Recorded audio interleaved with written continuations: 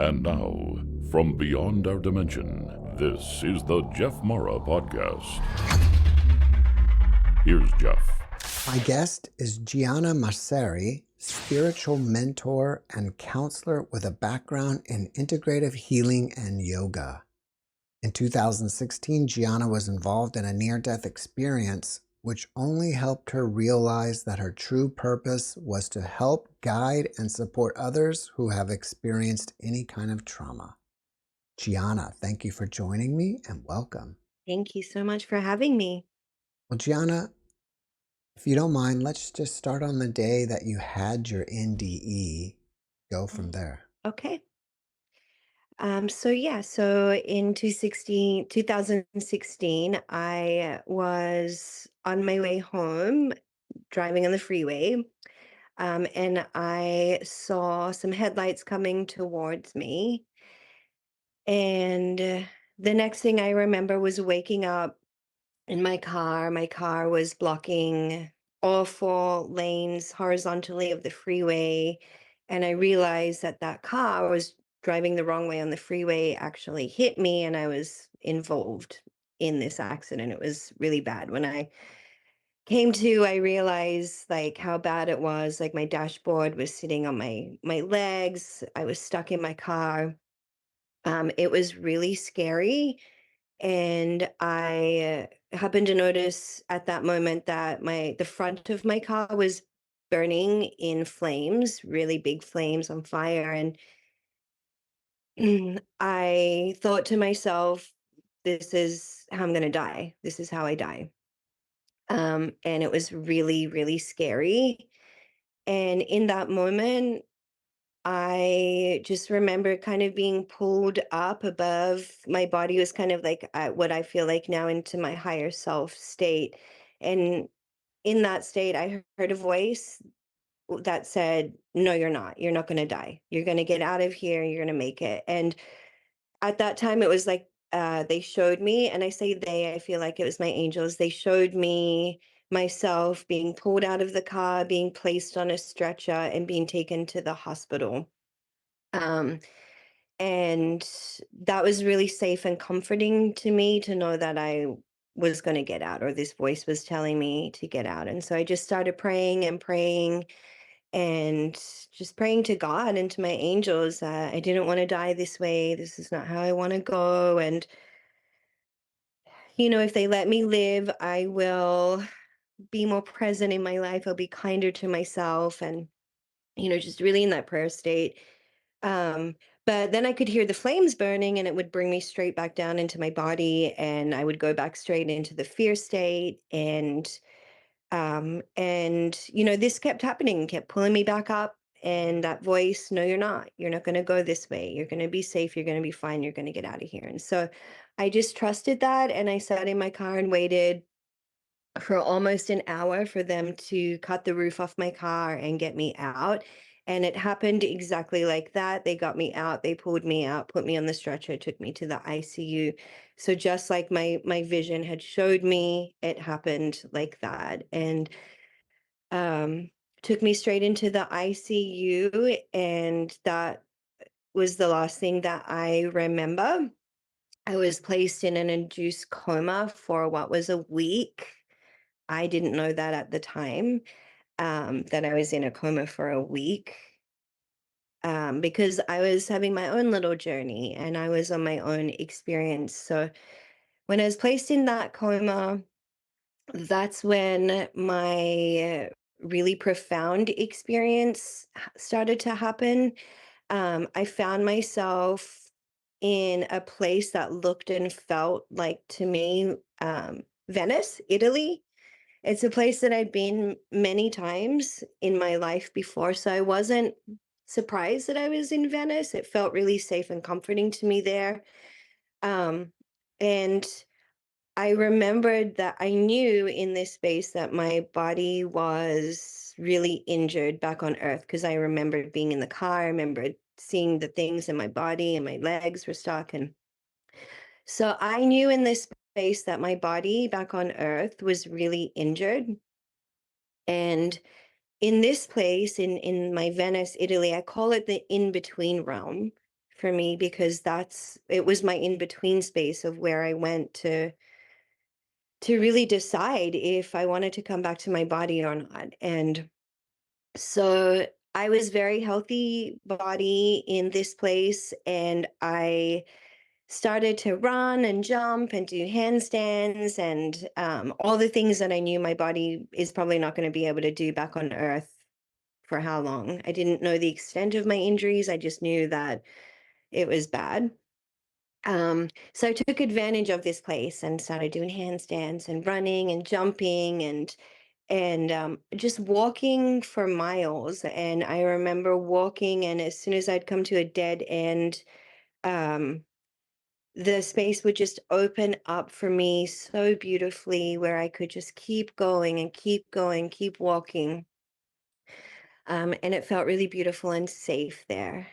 Um, After a while, I was pulled away from that place, from that Venice setting, and I was pulled up, what it felt like towards the sky and the cosmos. It looked like the cosmos to me. It was dark and vast, and I could see stars, I could see planets, I could see like the whole cosmos as I drifted up. And as I drifted up, my body started to shift just into light. So I no longer had a body in this place, in this cosmos. I was just like a flickering light um, in space. And when I looked ahead, I could see some lights. They started out kind of small, they looked like stars, and they started to move towards me and get bigger and bigger and bigger and bigger and bigger until they formed into these beings of light. And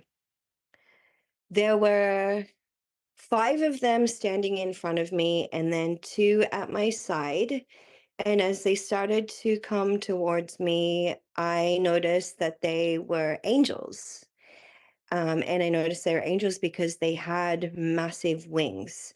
And so they just got bigger and bigger. They were massive, these beings. They were huge. And I was just a little flickering light with them. And I realized that these beings were here for me. Um, the two angels that appeared at my side, one of them I felt and recognized as Archangel Michael, and it's actually an archangel that I was familiar with. This angel actually came to me a few years prior in a vision when I was going through a really challenging time in my life. I was going through a divorce. It was just a really challenging time in my life. And I remember Archangel, the vision of him coming to me in my room and placing his hand on my head and just letting me know that everything was going to be okay. And when I was in this space, I recognized Archangel Michael. And on my left side, the angel introduced himself as Archangel Raphael. And this was an angel that I wasn't too familiar with. Maybe I'd heard of that name before in my life, but I didn't understand, why he was there for me. But he explained to me that he was going to be there for me in the healing. So the healing of my heart, the healing of my body.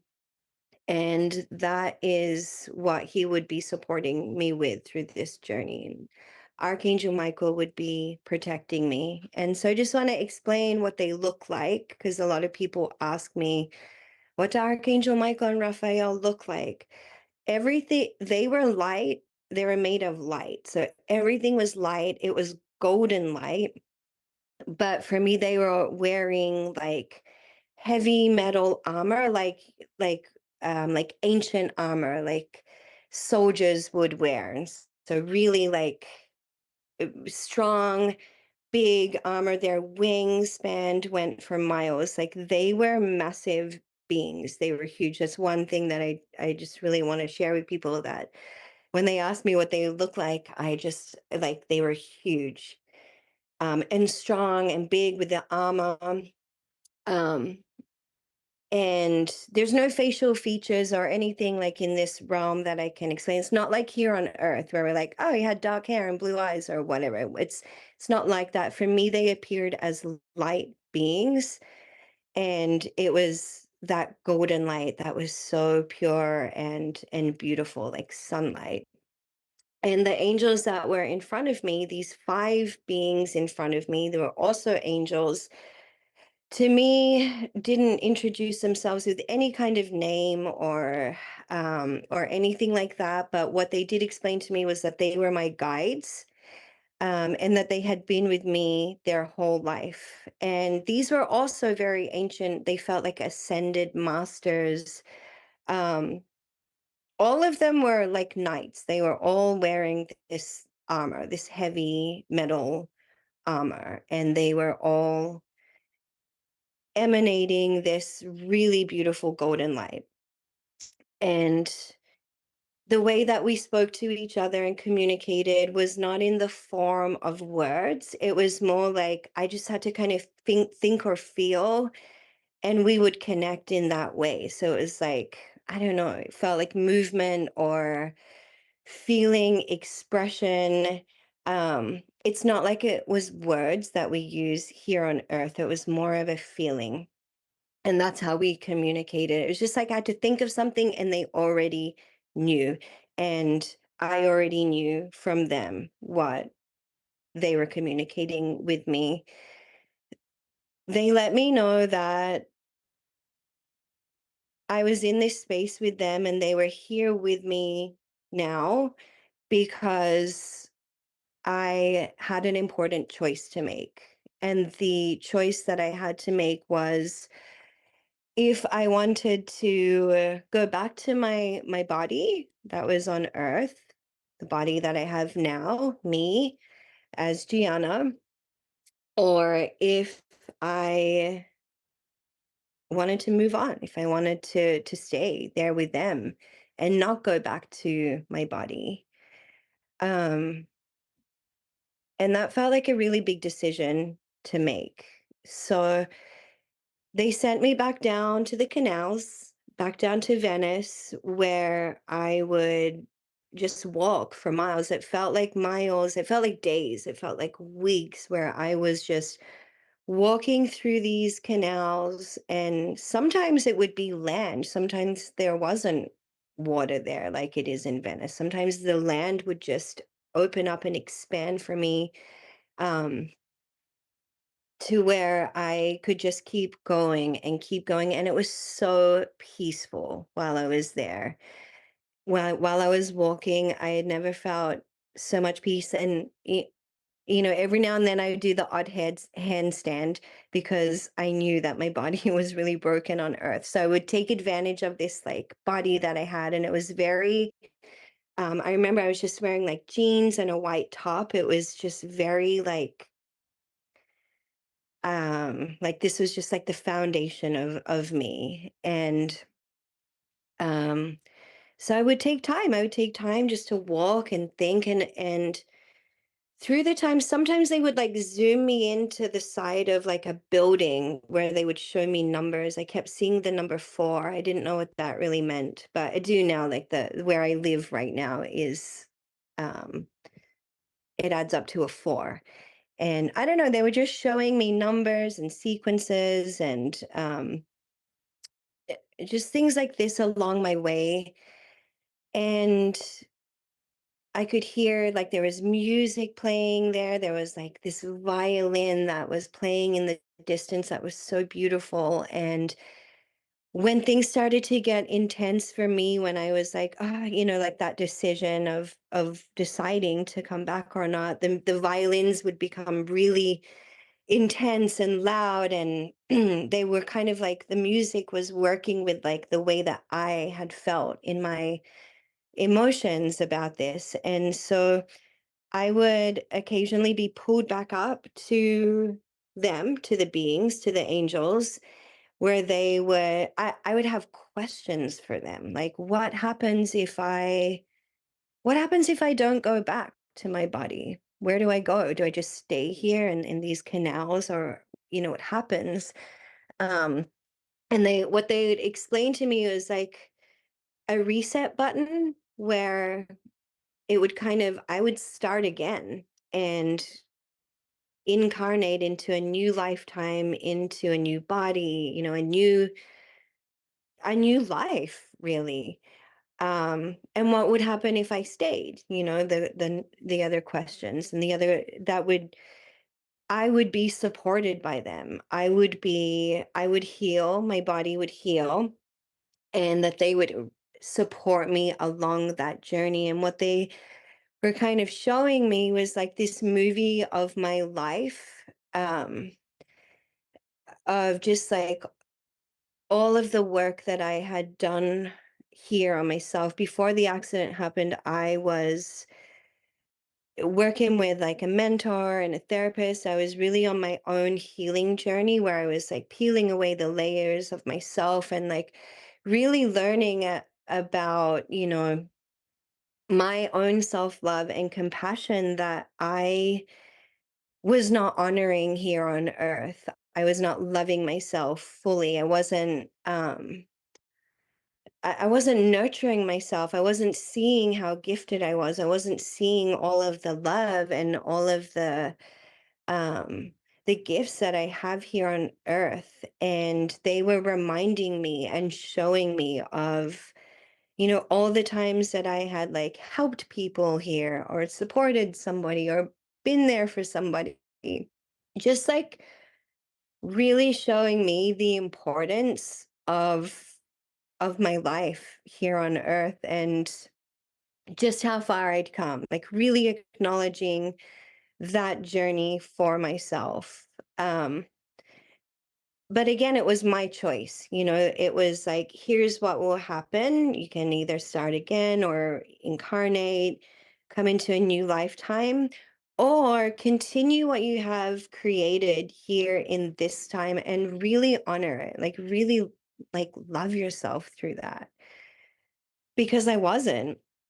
And I lived my life with a lot of fear and a lot of doubt, like a lot of self-doubt, even though I was like on this healing journey. I really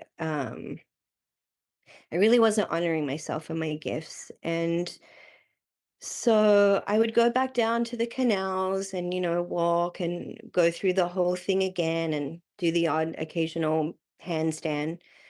Um, and then I just remember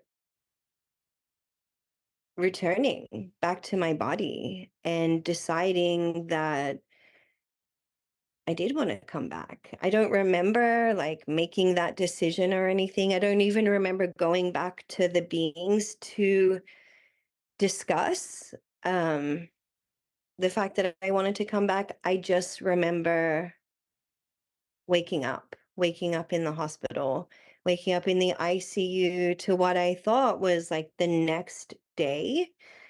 Um, and my whole family was standing around my hospital bed, and they're from Australia, so I was so confused. I didn't realize, like, I was like, how did they get here overnight so quick? That must have been like a really, interesting flight for them overnight. But it had been a week, so I was in a coma for a week, and that was my process throughout that whole week, was just walking these canals and really, deciding my fate, deciding my life, and just seeing my life on replay like a movie, and showing me all like the importance of how how beautiful life is, how beautiful life can be when we really step in and show up for ourselves and come into that place of self-love and compassion. And for me personally, that was one of the biggest and greatest lessons that I learned from the experience, was, and that I am here to share with other people, is that that story of just like, we have this lifetime, and to really make the most of that in whatever way that is, to fill our lives with joy and to fill our lives with with things that we love to do. And I really got a glimpse of me spending time in my life of not doing that and going against that and resisting joy and love in my life. And so coming back from that and returning, that was one of my biggest lessons, was learning how to embody that, and then also helping other people who have experienced any kind of trauma like that.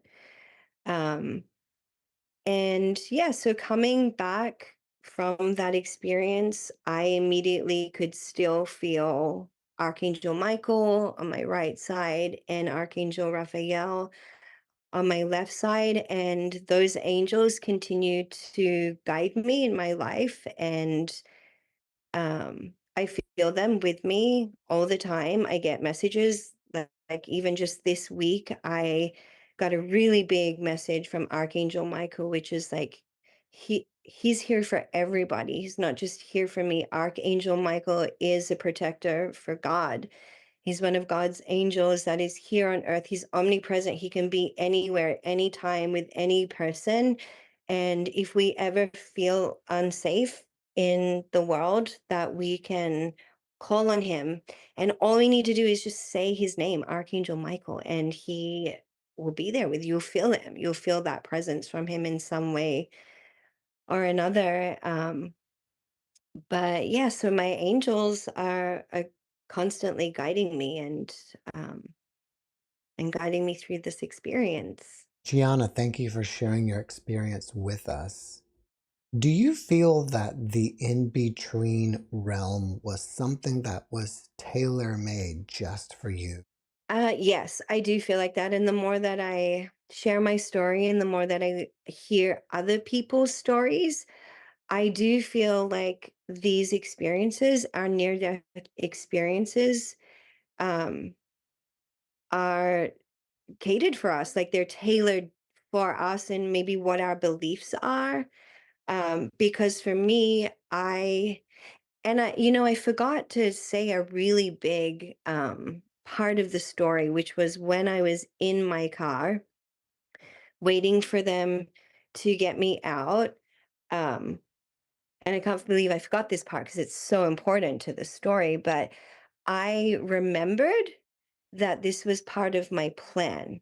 So when I woke up in the car and I realized, okay, that car hit me, in that moment was a remembrance of like, oh, the accident. That's right. This is part of my plan.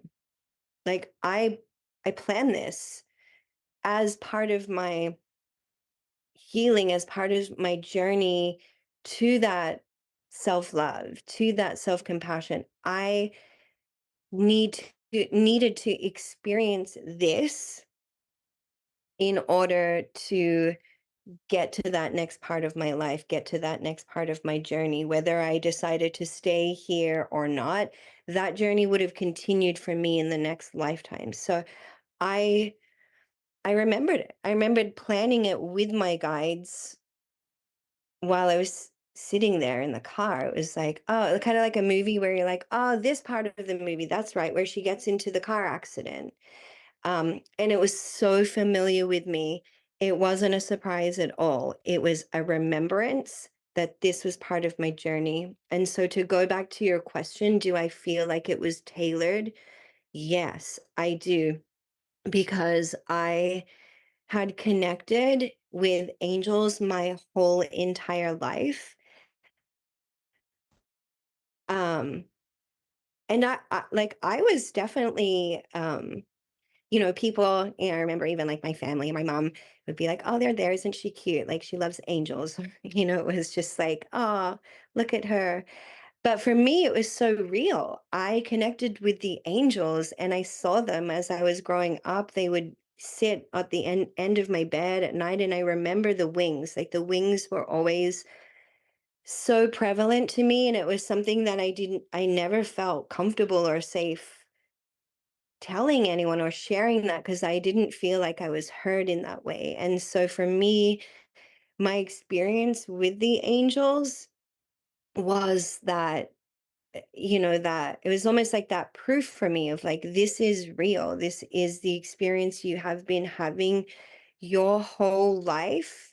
And now we're here to show you that everything you ever felt was real, like in this, in with the angels, but also just here on earth in a more grounded way of, coming back to that self-love and compassion.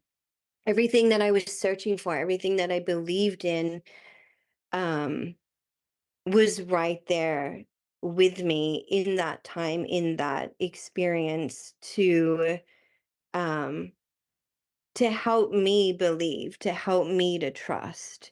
And for me, I trusted the angels. Um, I didn't have a very religious background. I didn't believe at that time. I do now, um, in in a religion or anything like that. um I believed purely in the angels. That was, my faith. And so them coming to me in that near death experience, absolutely, I feel was tailored just for that experience for me to fully lean into trust. Are you saying that you planned this car accident pre-birth?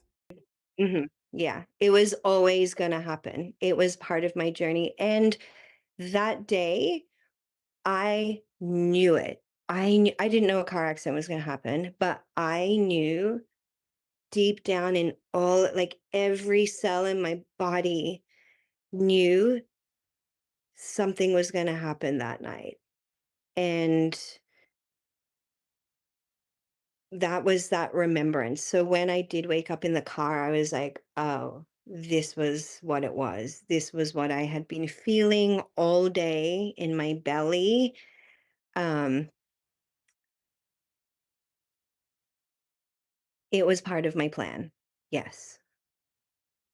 Yeah, and I do believe that before we come here, and this is kind of like what they were showing me as well as like being with our guides, being with, or for me personally, what I experienced was like being with them, or what I saw was like being with those guides that I saw, those beings, um,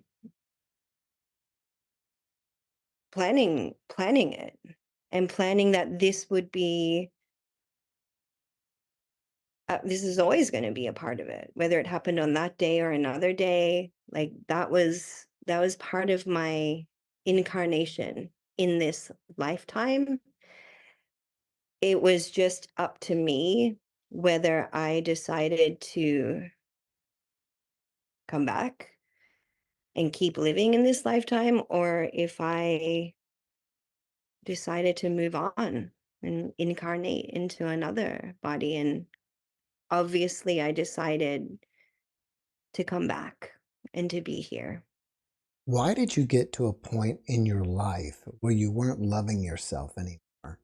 I don't think I got to a point where I wasn't loving myself anymore. I think that part of the lesson, and again, the plan was that my my biggest lesson in this life was to love unconditionally, to be that vessel of love, to fully love myself. So it wasn't like I wasn't loving myself anymore. I came into this world with that belief that I wasn't enough, that I wasn't good enough. I got to a point where I started to have awareness around it, that I wasn't being kind to myself. I wasn't loving myself. And before the accident happened that day, as I told you, like I felt something was going to happen that day, being to the floor on my knees and praying and asking the angels to show me how to love myself more. Why am I not? Why do I feel like I'm not enough? Why do I have this belief of not enoughness, of just that I'm not enough for this world, I'm not enough to be loved, I'm not enough, just like really that story. And I wanted to break free of that story. I truly wanted to know and experience what it felt like to be somebody who loved themselves.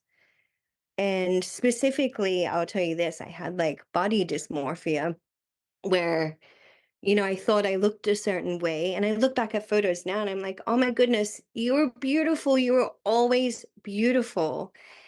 It just took this accident for me to really see that. For example, I never liked my legs. And when I woke up in the hospital bed, I was so fucking lucky. I was so blessed to have my leg still. Because honestly, I thought that I would lost my leg the way that it was stuck in the car and what I remember from being in the car. I didn't think I was going to wake up with a leg, with a right leg. And to wake up and see that on my body, that it was still there. And I cried. I made that promise to myself, like, I love you, my legs. I love my legs. I will never speak that way about you again. And, I started doing this beautiful gratitude practice when I was in that bed where I made a promise to myself and my body that I would love you no matter what. And I would start every night in that hospital bed by bringing gratitude to my feet, bringing gratitude to my ankles, to every part of my body, to my legs, to my knees, to my thighs, all the way up to every single part of my body, to where I knew that I started to be able to love myself and to honor myself and to realize that I am enough.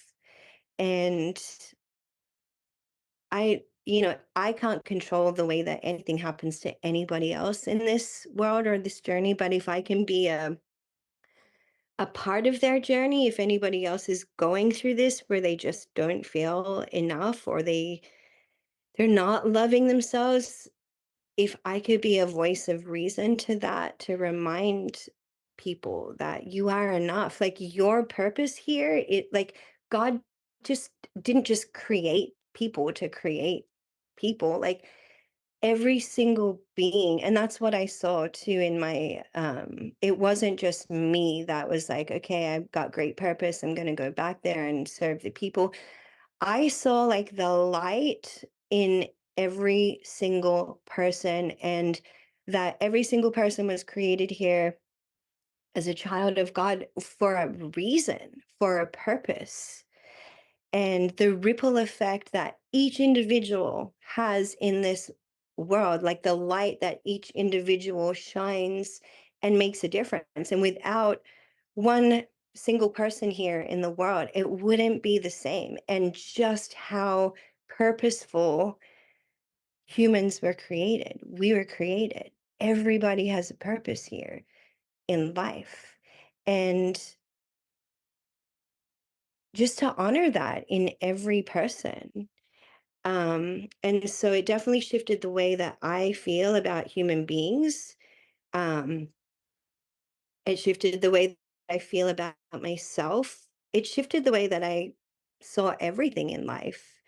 Um, and it made life more beautiful after that experience. Even as traumatic as it was for me, I came out of that experience. Like I remember waking up, and of course, it was really scary at first because I'm like dealing with all this, machines and things in the hospital bed. But at the same time, I was so elated and happy to just be there. Like I remember I had broken my back, and I remember there's all the doctors introducing like, hey, I'm the doctor that, put your leg back together. I'm the doctor that stitched your stomach up and all the things. And I remember like the back doctor coming in and like being like, here's your back brace.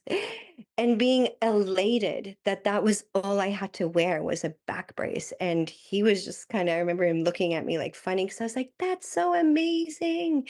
Because for me, I was thinking, well, I could have been like so much more damage to that. Like the fact that I just have to wear a back brace for 3 months, like was elating to me. Everything felt different. And I was able to see things in such a different light with so much love and gratitude. And also having been to that in between realm was such a profound and beautiful experience um, that the injuries didn't feel so scary at that time because I knew I had their support, and I knew I had the guidance of them, and that they would be here to help me heal, and they absolutely did, and my body healed miraculously, and I know I had the help of the guides and the angels with me the whole time.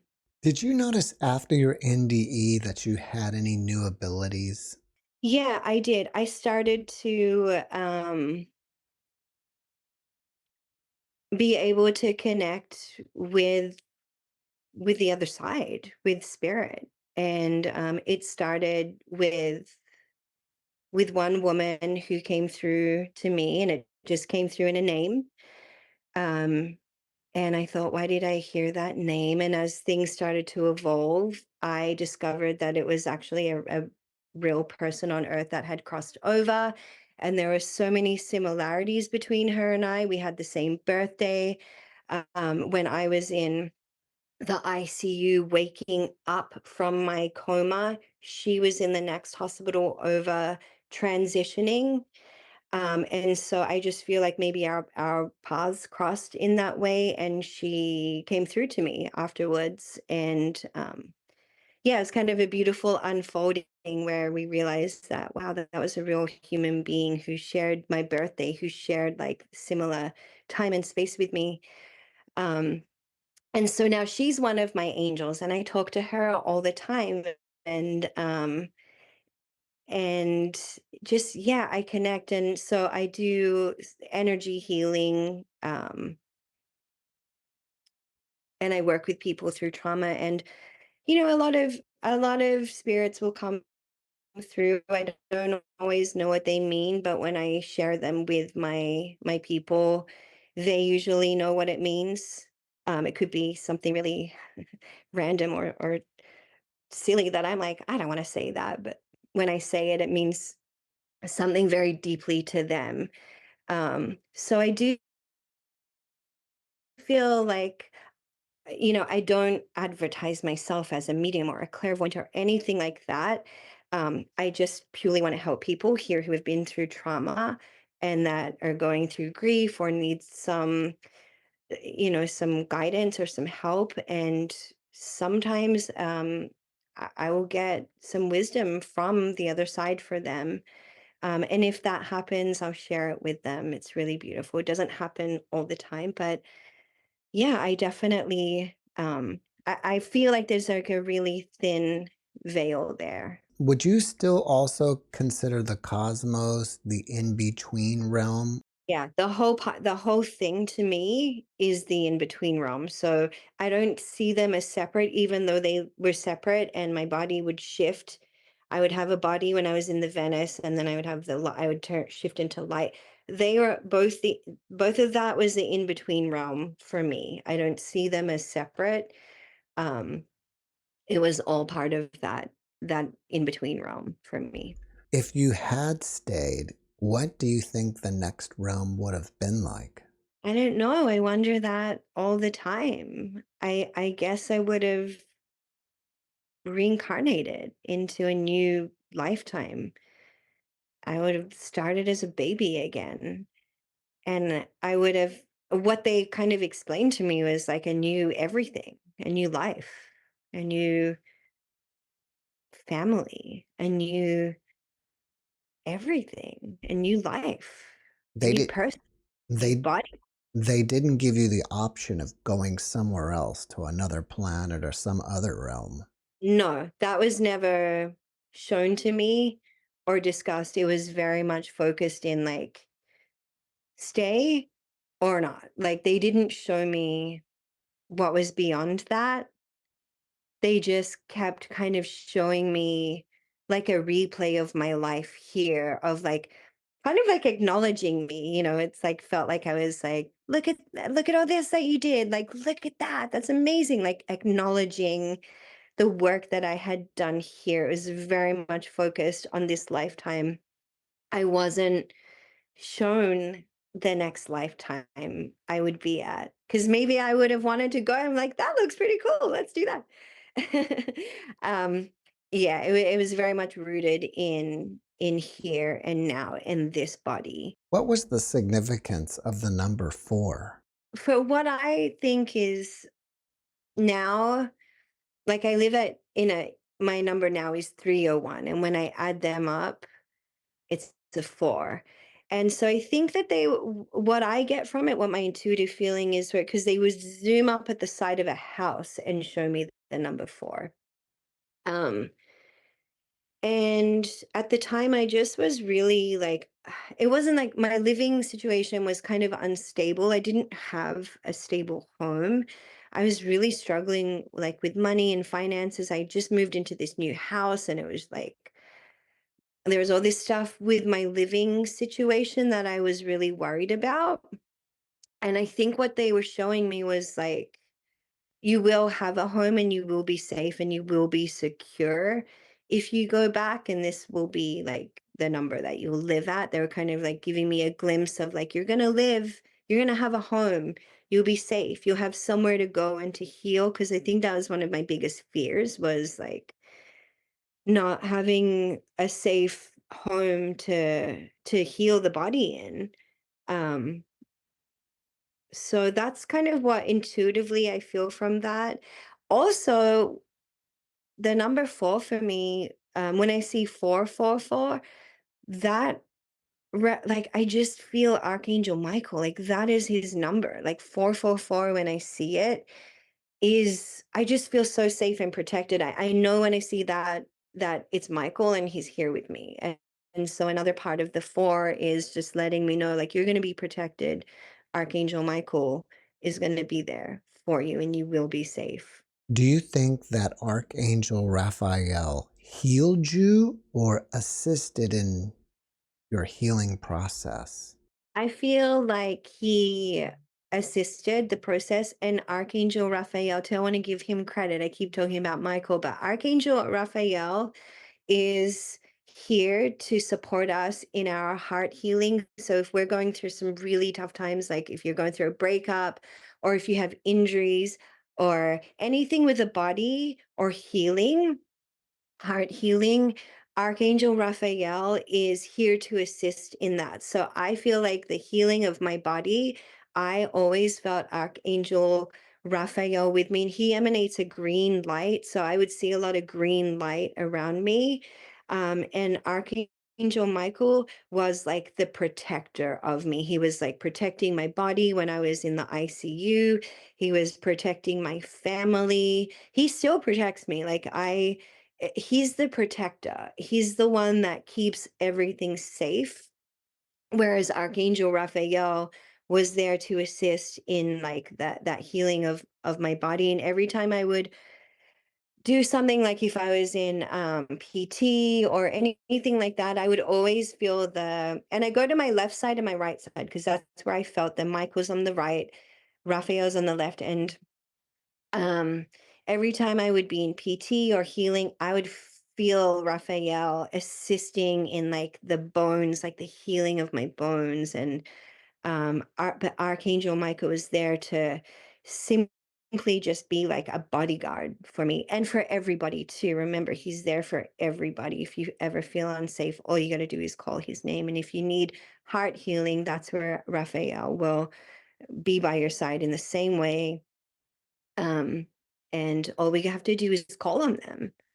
So that's what I feel like their roles were personally for me, and why they were there. I needed to feel safe by Michael, and then I needed to heal with Raphael. After your NDE, did you have Yeah. any contact or see UFOs? No, I can't say that I did, but sometimes I like, now that you're saying that, I do have some really interesting dreams at times that I is like hard to decipher, where it feels other planetary, like it feels other dimensional. Um, but no, I can't say like, no, I've never experienced extraterrestrial in my experience. And then again, when you ask like, was it tailored for you, like earlier, like aliens is not something for me that I definitely believe in them, and I love listening to your stories on your podcast about them, but it's not something that I ever really connected with in my life. So I don't believe that that is going to be part of my experience. Um, but I definitely believe in them. How are you inspired by your experience? Oh man, I'm so inspired. I mean, I was a hairdresser when this happened. I was a hairdresser for 18 years. And all I wanted to do when I was behind that chair was help people because that's what I was doing anyway. Like people would just pour their hearts out to me, all of their secrets. And I w- I knew for myself that my purpose was it was so much deeper than the hair. That was part of it, but I knew that my purpose here on earth was really to like help people and help people through like I want to hear their hearts. I want to know how they feel. Like I don't even care about what you do for a job or what your favorite color is or any of that like mundane stuff. I want to know what your heart feels like. And I've always been like that ever since I was a little girl. And so after the accident for me, as soon as I woke up in the hospital bed, I knew that it was my divine purpose now to be that person for people. And so I was inspired in so many ways. I went off and got my like a counseling degree so I could better assist people in that way.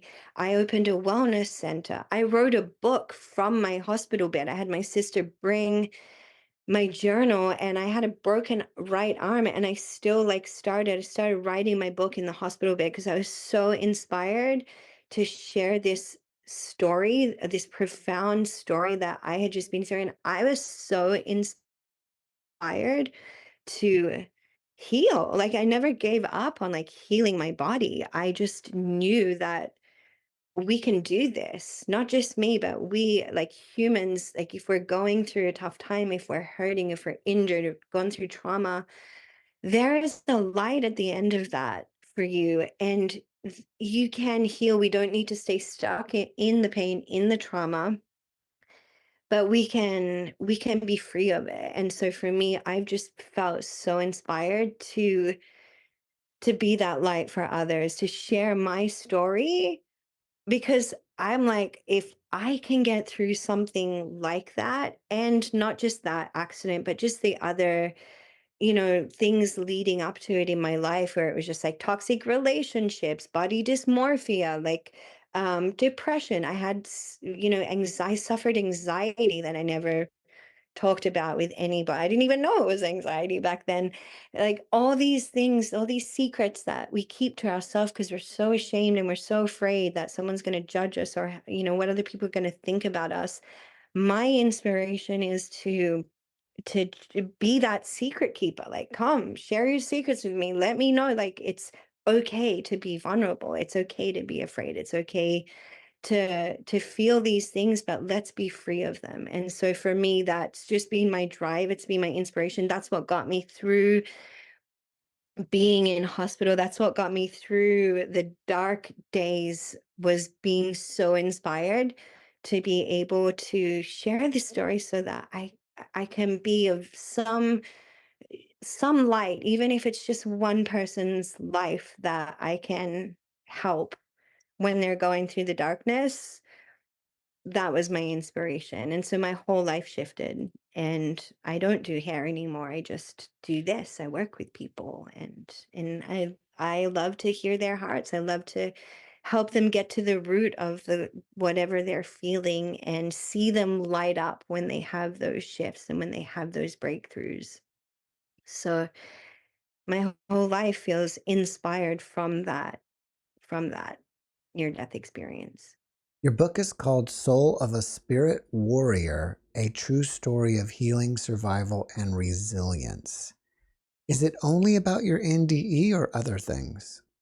It weaves in everything. So it starts out with the near death experience and the angels and the in between realm, but then it goes into like my whole journey of like where I was before it, what I was experiencing, kind of what I shared with you before about this journey of self love. And so really, I always say like it's a love story to fall in love with yourself and to to remember that we're all human beings having a human experience. So it's not just about the NDE, that is in there for sure.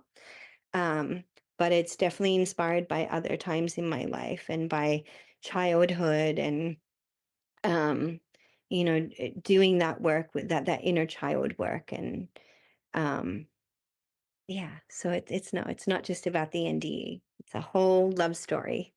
After watching this podcast, people may want to reach out to you and ask you questions. Are you open to that? Yeah, my heart is so open to that. Like I said, I love to connect with people. I love to hear your heart, and I would love and be so honored to connect. What's the best way to contact you? I gave you my website, and that's probably the best way to connect through my website. It'll get come through in an email, and I will respond. All right. Your website is giannamauceri.com. Yes. Before we finish up, can you leave us with one last positive message? I can. And it's interesting, like I said to you at the beginning of this, Jeff, like at this current moment, a dear friend of ours is transitioning to the other side, sending her love and prayers. And just really, really strongly, what I've been feeling these last few days is like just do the things that you love in your life. Do what you love. Make sure that you tell the people, your loved ones, how much you love them, how much you appreciate them. Spend time in gratitude. Like could give gratitude for our bodies. Like when your feet touch the ground, say thank you because you can walk, you can take a step. Like if you're going through a challenging time right now, come into a place of gratitude and just acknowledge how far, like how just that ripple effect that I was talking about, how many lives that you touch on a daily basis, how important you are as a human, how important your purpose is here on earth, and not to take that for granted. Like life is beautiful. So if you are suffering, I am here to remind you that life is here to be in love with ourselves, in love with, what we do. And so if you're not doing what you love, stop that right now and shift it and really step into like filling your life with support, with people that light you up, with people that you light up, people that make you laugh, and just like slow down. We don't have to go so fast. When we slow down, we can really take that time to tune in to gratitude and to remember that, like, all of the healing, if we're seeking anything outside of ourselves, you can stop doing that as well and just go, everything that we need is here. Everything that we need is already within us. And it's just a matter of taking that time to slow down and recognize and acknowledge how beautiful and how powerful you are as a human being and how divine your purpose here is on earth. And so that is my message. Gianna, thank you for your message and thank you for being my guest. Thank you, Jeff. It's been an honor. Thanks for watching the JeffMara podcast. I really appreciate you. Another way to show support is through YouTube memberships. And if you do, there are loyalty badges and other perks depending on your level of membership. All you need to do is click the join button underneath the video to find out more. Thank you for your support.